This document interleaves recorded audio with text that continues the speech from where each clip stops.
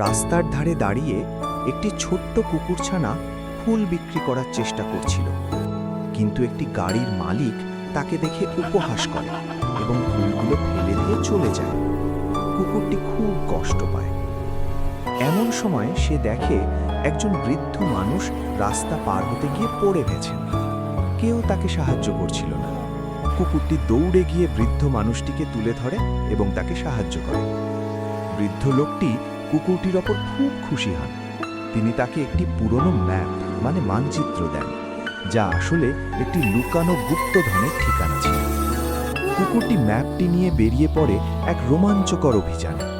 সে ঘন জঙ্গল, তপ্ত মরুভূমি আর পাহাড় পার হয়ে একটি অন্ধকার গুহায় পৌঁছায়।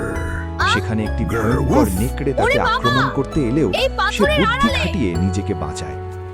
অবশেষে গুহার ভেতরে সে খুঁজে পায় বিশাল এক গুপ্তধনের বাক্স, যা সোনা আর হীরায় ঠাসা ছিল।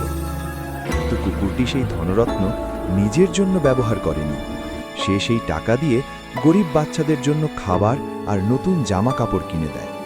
সে প্রমাণ করে দিল যে দয়া এবং সততার ফল সব সময় মিষ্টি হয়। এই ধরনের সুন্দর সুন্দর ভিডিও পেতে চ্যানেলটি সাবস্ক্রাইব, লাইক, কমেন্ট ও শেয়ার করে পাশে থাকুন দয়া করে।